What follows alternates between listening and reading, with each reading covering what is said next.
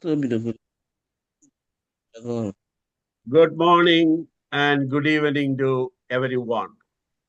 Welcome to the eighth session of our classes.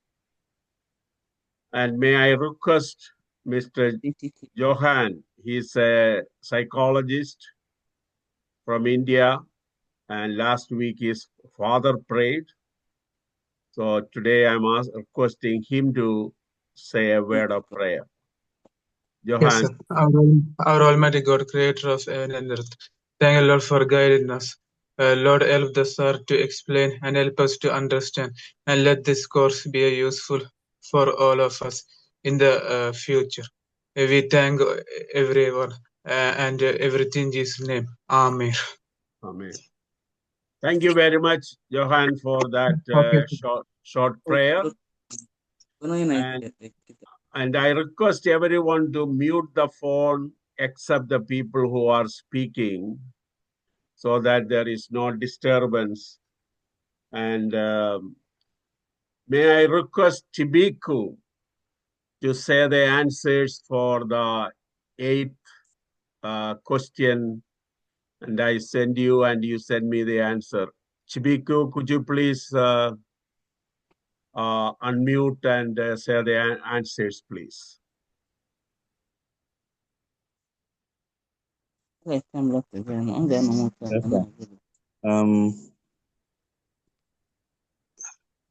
Understanding various types of anxiety slash stress-induced disorders. Okay.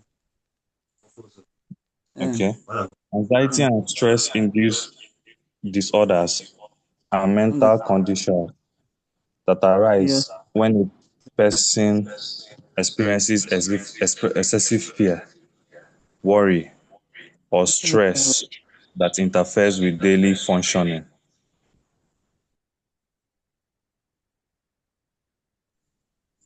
These disorders differ in symptoms, triggers, and severity.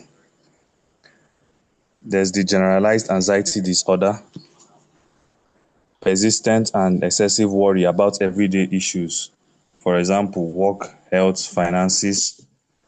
The symptoms are restlessness, fatigue, difficulty concentrating, muscle tension, sleep problems. The anxiety is often disproportionate to the situation. There's panic disorder, characterized by recurrent, unexpected panic attacks. Panic attacks involve sudden intense fear, rapid heartbeats, sweating, chest pain, dizziness, and fear of losing control or dying. Individuals may develop fear of future attacks. The social anxiety disorder, intense fear of social situations or being judged by others, leads to avoidance of public speaking, social gatherings, or interactions. Symptoms will include sweating, trembling, and embarrassment. There's post-traumatic stress disorder. That's what we know as PTSD. Develops after exposure to traumatic events, for example, accidents, violence. Symptoms are flashbacks, nightmares, emotional numbness, hypervigilance. The person may avoid reminders of the trauma. Then there's obsessive compulsive disorder, OCD. Involves unwanted, intrusive thoughts and repetitive behaviors. Example, excessive hand washing due to fear of contamination. Acute stress disorder occurs shortly after a traumatic event. Symptoms are similar to PTSD but last for a shorter duration, usually up to 1 month. Adjustment disorder, emotional or behavioral reaction to a stressful life event, e.g., loss, relocation. Symptoms may include anxiety, depression, and difficulty coping. Now, the second question was how to help a person suffering from anxiety slash stress-induced disorders. Well, helping someone with anxiety requires empathy, patience, and practical support strategies. A. Provide emotional support. Listen without judgment, validate their feelings, avoid minimizing their experience. 2B, encourage professional help. Suggest seeing a mental health professional, counselor, psychologist, psychiatrist. Therapy options include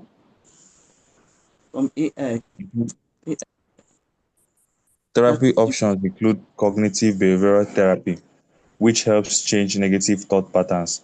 In some cases, medication may be prescribed.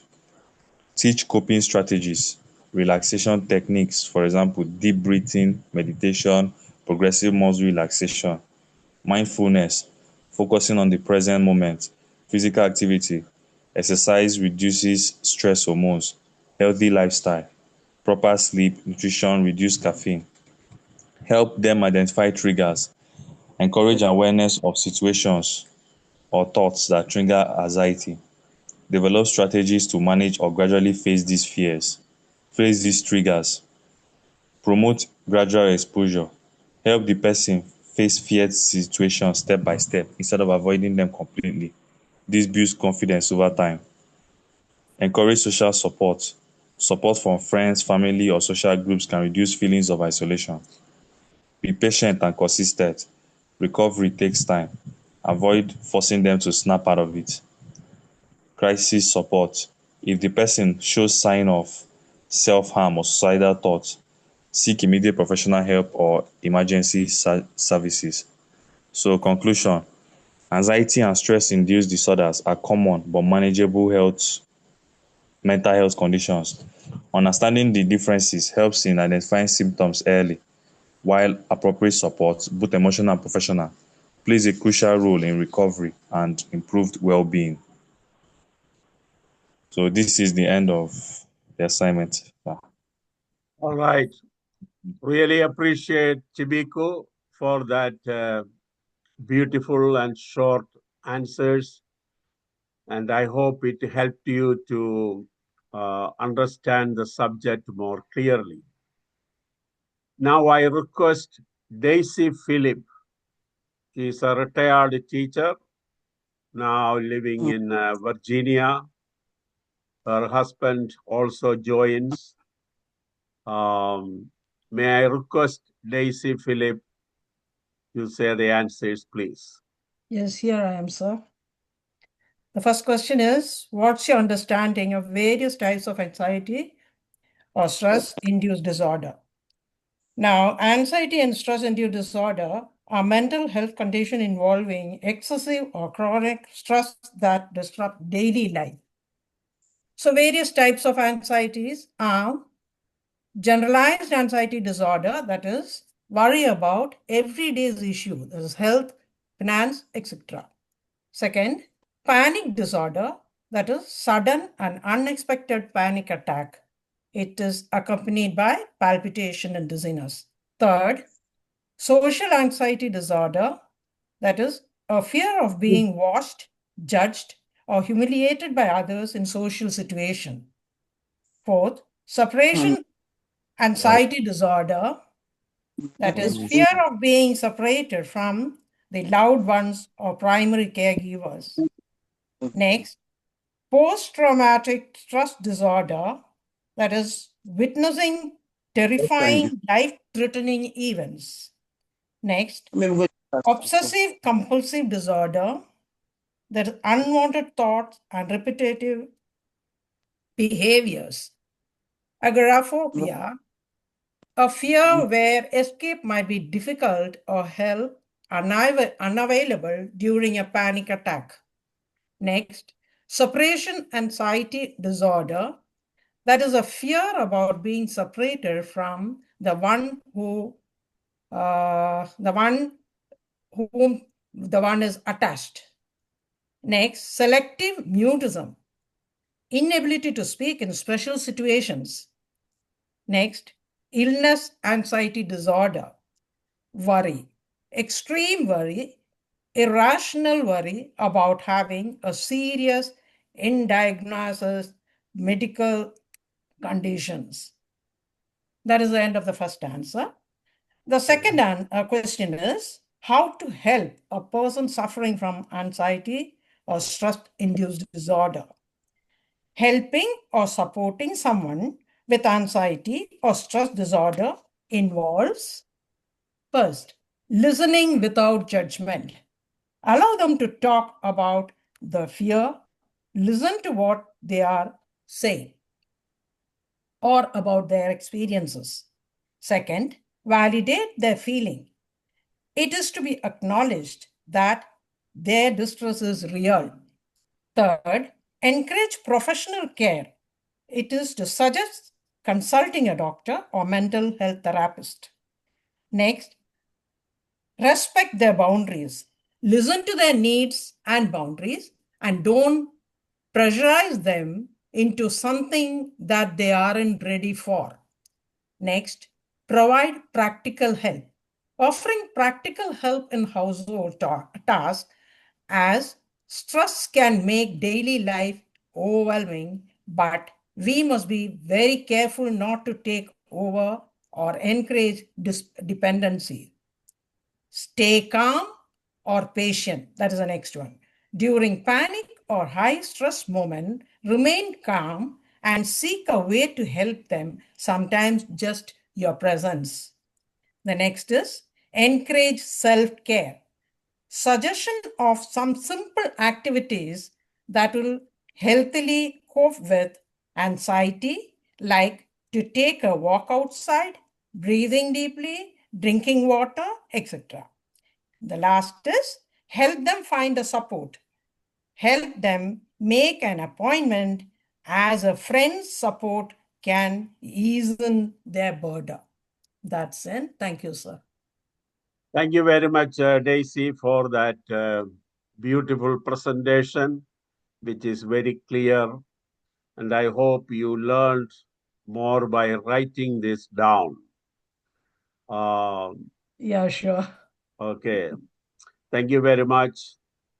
Welcome, sir. So, before we will continue with our class, I request everyone to mute their phone unless you want to ask some question. I am not forcing anyone, but I am encouraging everyone to open their camera if possible. I know many of you are at your home and afraid you are not dressed well or a home situation. Don't worry if you can open the camera, because one of the main reason is I have to talk to the blank screen. So if you can, some people are courageous in opening and I really appreciate. So far we have studied, looked into what is psychosis, and another one is neurosis. Neurosis is not a clinical word which we use, but for your understanding, I use that. So one is more severe than the other one, or both are severe, but one may require immediate medication. The second one, neurosis, depending on the condition, they may need medication also. If you have any questions about this, please feel free to text me or email me. Don't go by everything what you find it in the Google and books and everything, because a lot of changes are happening. Before I go into the personality disorder, other than neurosis and psychosis, there are several other psychological conditions or psychology-related conditions. Alcohol and drug dependence disorders. We are not going to deal with it, maybe later on if we find some time. And then there are sexual deviations and disorders, which is a very big subject, and I'm not going to deal with it because of the lack of time. But if I find time, maybe during the diploma course, I may touch on that. Then psychiatric disorders of childhood and adolescence. There is a wide range of conduct and developmental disorders occurring in childhood and adolescence, and it is also a very big subject. And then maybe within another 2 or 3 weeks, we'll be studying about mental retardation, intellectual disability as a subject. So today we are going to touch first on the eating disorders. Little bit, just for some information only. Eating disorders as anorexia nervosa, bulimia nervosa, binge eating disorder. There are many other types. Out of this, anorexia nervosa is the most known of the eating disorders. And it is a psychological disorder which has lot of devastating physical consequences. Anorexia nervosa is characterized by low body weight and body image distortion with the obsessive fear of gaining weight, which manifests itself through depriving the body of food. They are afraid of gaining weight. So they make a decision to deprive the body of food. It often coincides with the increased levels of exercise, over-exercise. Anorexia nervosa usually develops in adolescents and in females. Doesn't mean male don't get it. Extreme food restriction can be harmful. It can lead to starvation and in some cases it can have consequences even like death. The restriction may take many forms. Very low calorie count. They are always very careful. I'm not saying we must not be careful. We must be careful. Or they may follow obsessive and rigid rules.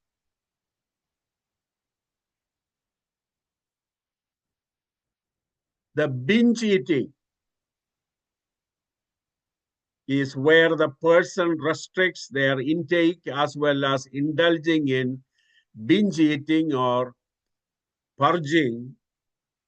In other words, self-induced vomiting, overexercise, misuse of laxatives, etc. If you are concerned about your weight, you want to control everything, it is better to consult your doctor and maybe a dietitian. I personally consulted dietitian 1 or 2 times in my life. So rather than taking everything into your hand, consult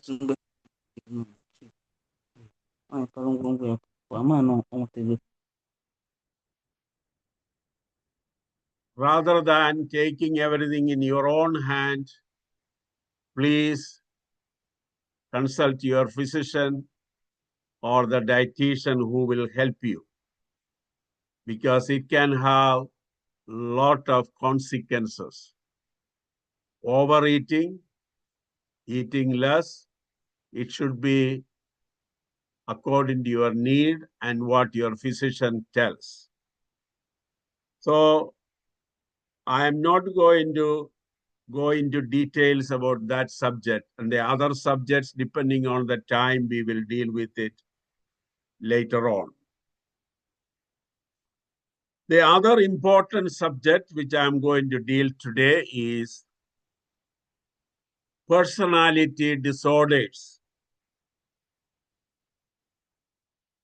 Everyone has personality traits that characterize who they are.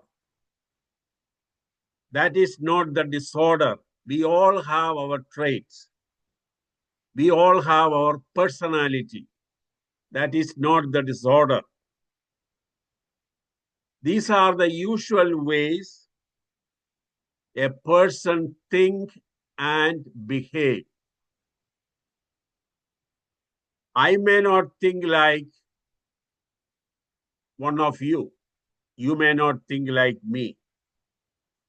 You may not behave like me, or I may not behave like you. We all are different. I used to take so many classes in this regard. We all are same, but we are different.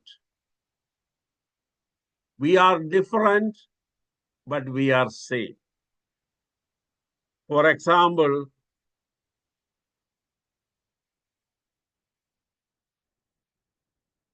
our fathers are different, our mothers are different.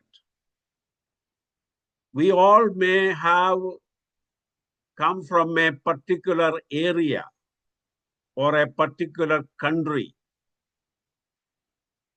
but we have a lot of differences. For example, very simple explanation. Men and women, we all have hair. But I have few hair than most of you. So we all are different. Our color is different. Our attitudes are different. And above all, our personalities are different. Especially parents, when we compare our children with other children, you have to be extremely careful. Your children are different, their children are different. You are the parents of your children, they are the parents of their children. Personalities, some of the things which we inherit also. Personality traits become personality disorders when the pattern of thinking and behavior is extreme, inflexible, maladaptive.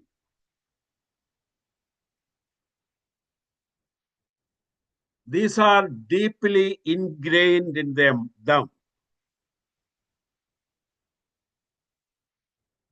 Slowly it appears when you grow, like adolescents.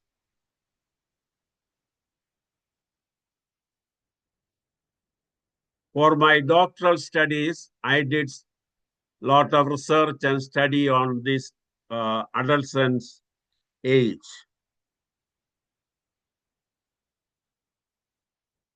And it continues throughout the adult life. Middle age and old age, it can come down a little bit, not necessarily.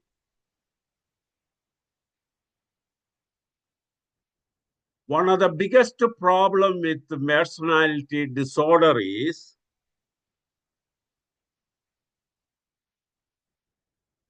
not only the person suffer, but their family, other people suffer too. They have adverse effect in the society.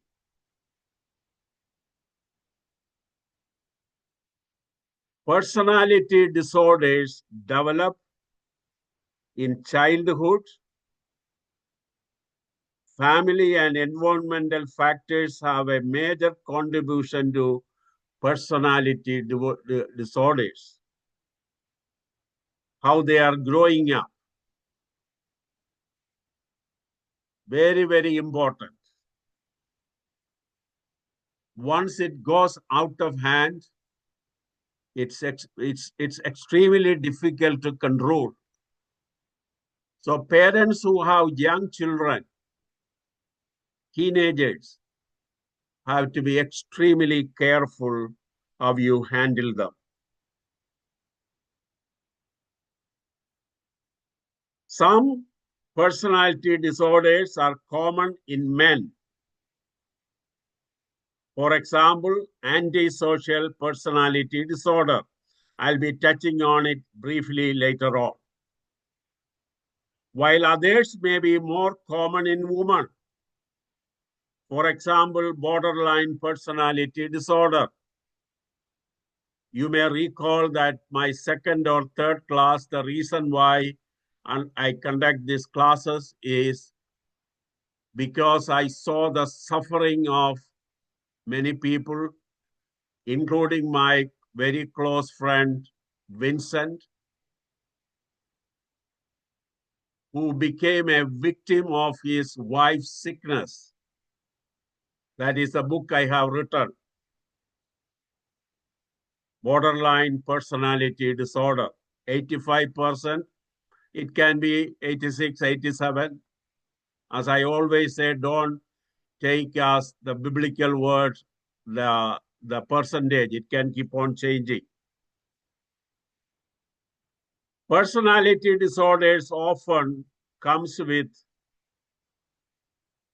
other types of mental illness also. Sometimes alcohol and other drug use can often comes with personality disorders. Not necessarily, but it can happen. Borderline personality disorders, yes, they can go into drugs and alcohol. The person written in my book, Sylvia, she dealt with the drugs. She was part of the drug mafia even. But at the same time, very active in the church. Very active, nicely mingling with everyone, but at the same time, she was part of a drug gang. Some of the examples of personality disorders, then I will touch on one or two today in the class. I will simply say it. You can look for it. Paranoid personality disorder is a pervasive distrust and suspicious of other people, such as their motives are interpreted as, wrong. If somebody is having the paranoid personality disorder, sometimes if you go near them, they may suspect that you are trying to attack them. Sometimes even a look can trigger their symptoms. The other one is schizoid personality disorder, SCHIZOID.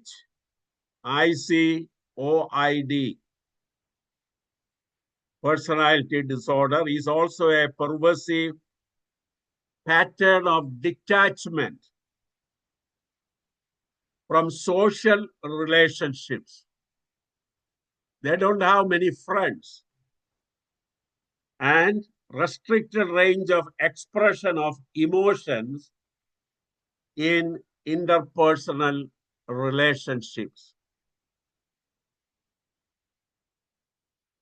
Like many husbands, many wives have told me, their spouse have no emotional attachment. Who knows, they may have this personality disorder, but otherwise they are okay. They work, they earn money, they cook, they can have children. But the problem is their social relationship is very restricted. And even between the husband and wife, the emotional attachment is very little. Because the person who has this problem don't know how to express their feelings. They don't understand your feelings. Suppose you cry. Your wife may not understand why you cry. And the third one is avoidant personality disorder. This is also a pervasive pattern of social inhibition. They always think, I am inadequate. Or they become hypersensitivity to negative evaluation.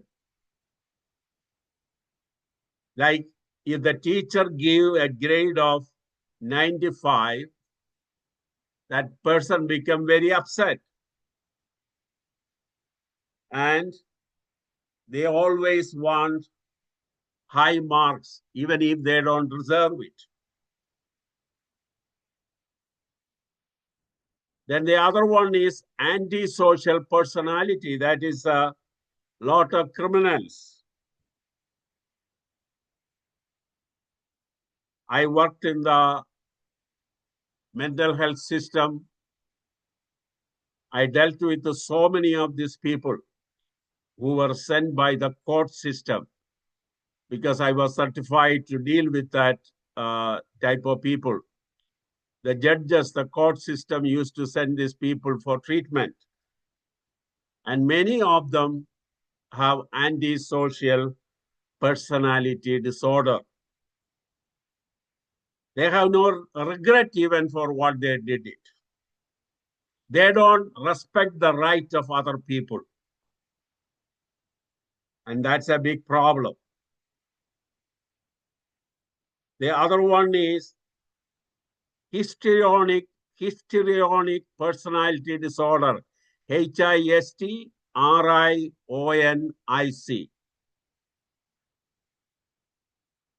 Excessive emotion and attention seeking. On one side, the other people is schizoid personality. They don't know how to express feelings. But the histrionic personality disorder, they are excessive in expressing their feelings. And they are attention seeking. For example, if they come to a party, if they come to the church, if they come to a social setting, if you don't praise them, if you don't go and say hello to them, if you don't spend too much time with them, what will happen is they'll become very upset. It's not your fault. That's how they are. Then another group is called obsessive compulsive personality disorder. It is a pervasive pattern of preoccupation with orderliness, perfectionism, mental and interpersonal control at the expense of flexibility, openness, and efficiency. I'll give you an example. If your spouse has this problem, I'm not saying orderliness or cleanliness is not important. Yes, it is. But if somebody is preoccupied all the time, for example, you keep the shoe in a particular area, the person with this problem may ask you or even go themselves and rearrange the way the shoe is kept. Cleanliness is important, but all the time preoccupied is very hard. Next one is dependent personality disorder. That is also a pervasive, continuous, excessive need to be taken care of, which leads to submissive and clinging behavior and fears of separation. For example, if your wife or your husband has this problem, they always expect you to take care of them. Or they may always think that you are going to run away from them. It is again not your fault. They have a personality problem. I already discussed about the borderline personality disorder, which I am not going to discuss. So, the important lesson up to now we have to understand is, we will continue with the same subject. Before we enter into any sort of relationship, even friendship, marriage, working relationship, business partnership, it is very, very important we study their personality. Can you imagine a situation you are living with a person who is perfectionist? There is nothing wrong in arranging the shoe in a particular place, clean and tidy. No. Nothing wrong in cleanliness.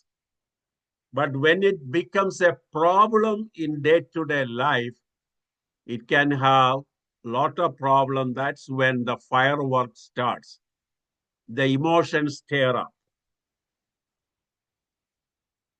Especially for married people, there is nothing much you can do now. You are married. If your children, if you are yet to be married, think twice, think thrice, think 4 times, think 10 times whom you are going to marry. And to see whether they are, I deal with a lot of counseling. To some people I told very frankly, the adjustment is going to be difficult because one is North Pole, another one is South Pole. That's why I encourage premarital counseling as a compulsory thing for the present generation. Now the question is personality disorder a mental illness? The answer is personality disorder is a type of mental illness. But the key difference is personality disorders are pervasive, long-lasting patterns of thought and behavior that begins in adolescence.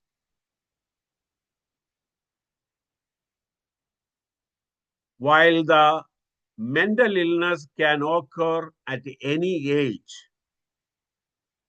That's one key difference. even though many mental illnesses occur at the age of 10, 12, 13, 15 years. But it can occur even at 40 years. Personality disorders are often egocentric, meaning the individual does not always see their behavior as a problem. You take them for counseling, they will keep on arguing what is wrong with me. And you try to explain, no, they don't get it.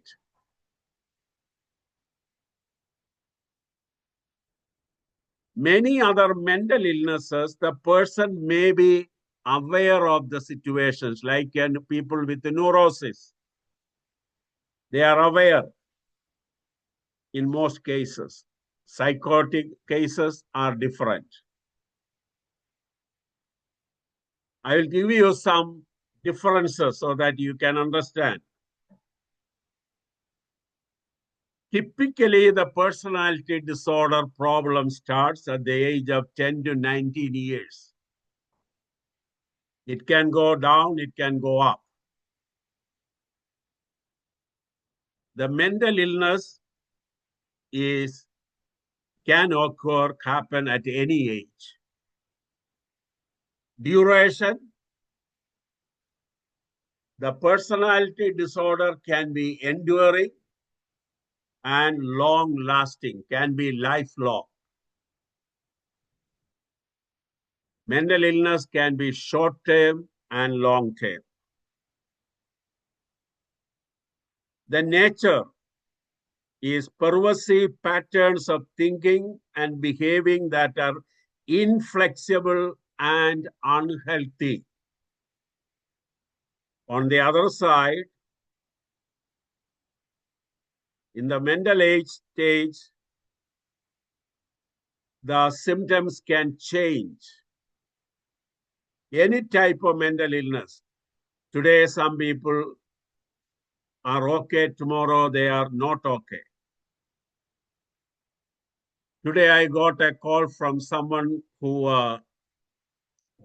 I take care in a faraway place. That person is laughing now more than what she was laughing yesterday or last month. So I said, wait for a few more days. If not, consult the psychiatrist nearby.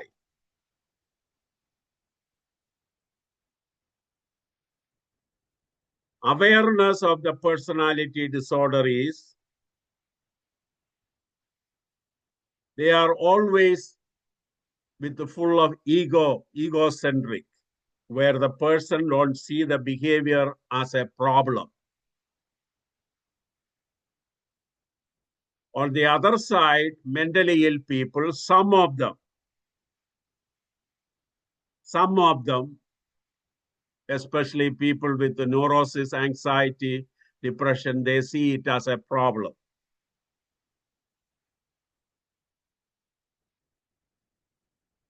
Personality disorder example, I already went through it. Borderline personality disorder, antisocial personality disorder, and mental illness, anxiety, depression, bipolar, and schizophrenia, etc. Now, we will go into our little more deep into it.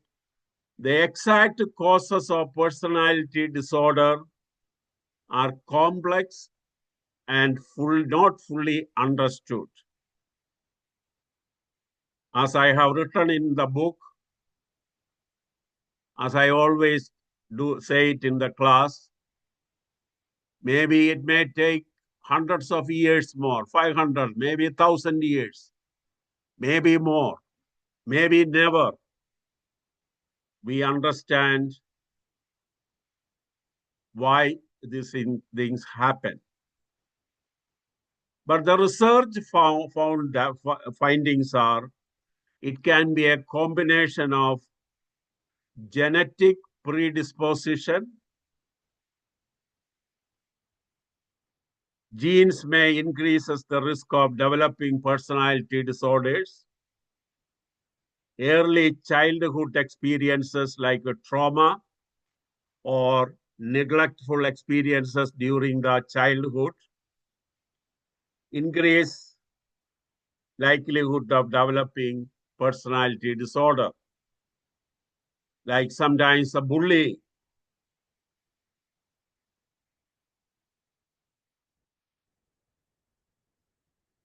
It is important that we understand personality disorders are not caused by a single event or a factor. It is typically the result of a complex interplay between the genetic, environmental, neurochemical factors. I'll give you an example. I went to interview the parents, no, the family members of Sylvia. The parents died in pain. In fact, I went to their cemetery also.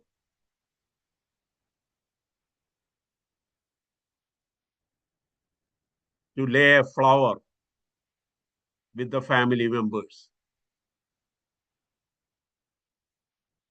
They were not educated like many present day people. The family kept on asking me one question: why Sylvia is like this? Why nobody else is like this? Maybe the answer is, I don't know.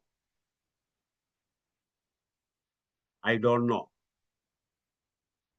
All the other members of the family are doing well. When I went to interview them, they treated me with respect. They said, at least somebody have come to us saying it is a problem. Now, I will go into the last few minutes into the problem of narcissism. Narcissism is an excessive interest in or admiration of oneself and one's physical appearance, full of vanity, self-love, self-admiration, self-absorption. So these type of people are more in political field, religious field, even in other settings also. They are always self-obsessed, self-conceit, egoism, egocentricity. Psychology explanation for narcissism is selfishness involving a sense of entitlement, a lack of empathy, and a need for admiration as characterizing a personality type. They are always self-centered, arising from failure to distinguish the self from external objects, either in very young babies, small children. As I told you, we all have narcissism, one form or another. That's not the problem when it becomes a disorder. Narcissistic behavior is often associated with narcissistic personality disorder, or called NPD. Pervasive pattern of grandiosity, a need for admiration, and a lack of empathy for other people. And they are often manipulative and exploitative behaviors. I will explain it a little more clearly. You can see so many people around you, but I'm requesting you not to go and diagnose anybody, your husband or wife, and get into trouble, because that's not the purpose of the class. Maybe some spouses are, many spouses are. Maybe more men than women. They have this problem. So can you imagine the life of the other spouse living with this narcissistic personality disorder? Individuals with the NPD often exaggerate their achievements and talents, believing they are superior or special and can only be understood by other high-status people. You can see so many politicians are like this. They hold key positions. They always admire themselves. Nobody can criticize them. They always have the fantasies of power, success, and beauty. They always say, I am successful. Unlimited success is their goal. They always want power, power, power. And they think nobody else have brain except them.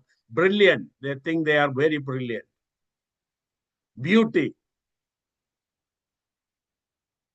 They require constant attention and validation from others, seeking admiration and praise. Always, they want other people to praise them. You cannot question them. And they feel a sense of entitlement. They have they lack empathy. They are very arrogant. Or the other word we can use is haughtiness. They may display arrogant, haughty behavior or attitude, looking down on all the other people.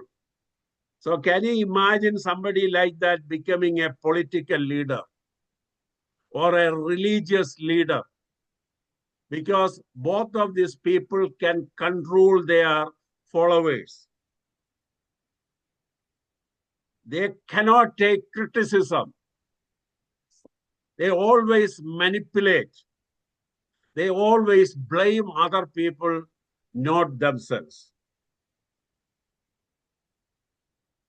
And they have fragile self-esteem.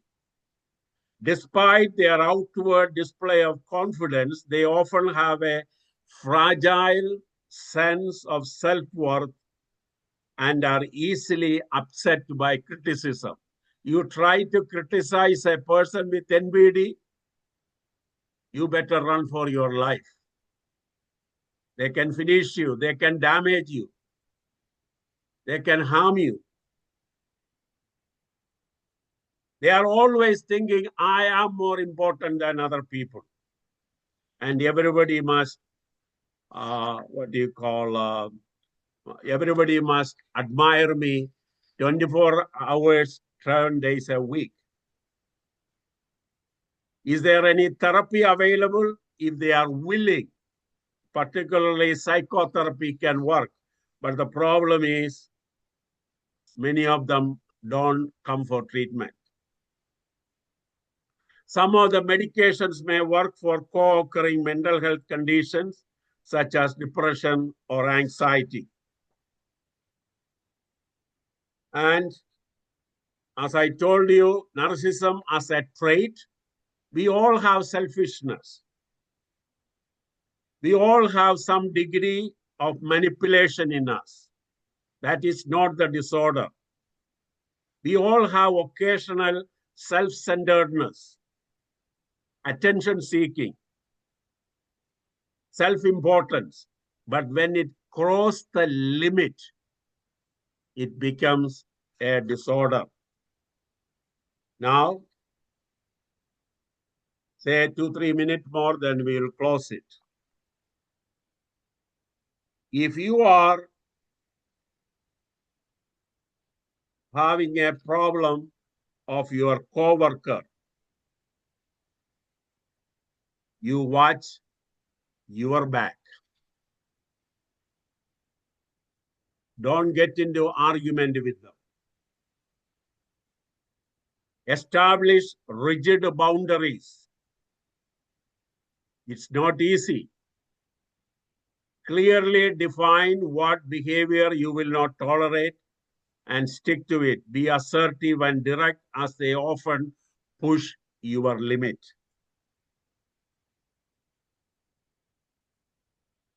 If your boss is a narcissistic personality disorder person, make sure documentation is done properly.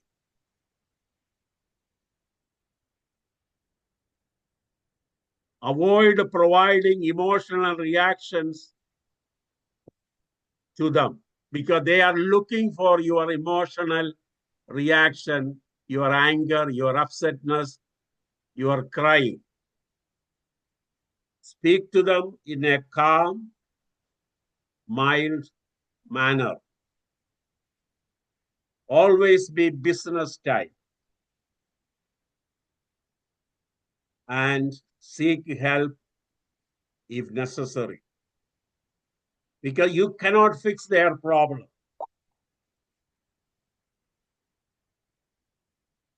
Even if your spouse have this problem. Many people have this problem in the families. I take another 2 minutes more, 2 or 3. Establish strong boundaries.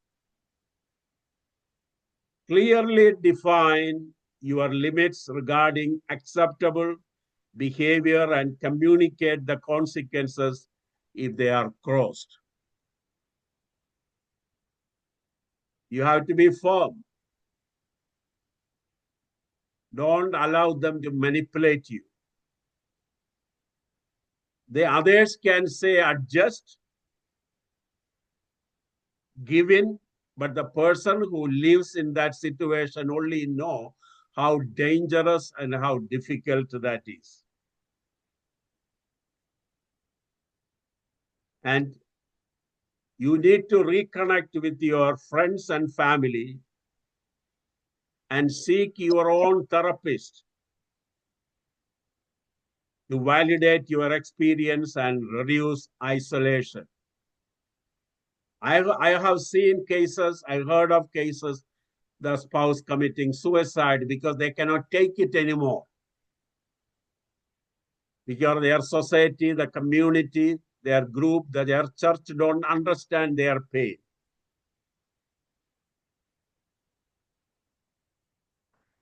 Do not take it personally. Understand that narcissistic behavior is a symptom of their disorder, not a reflection of your worth. Because many wives, many husbands have asked me this question, am I not worth? No, yes, you are worth, but it is their problem. That's what they are focusing on you. Lastly, prioritize self-care. Focus on your own needs, hobbies, and emotional health while understanding your spouse with this problem. If your spouse is suffering from it, seek the help of your church elders. Seek the help of government agencies and see what can be done. You don't need to suffer all alone. When we touch on Bible and other subject, we'll be touching on it later on. So since our time is up, thank you very much. Now I am going to close the recording, and please stay for 1 or 2 minutes, please.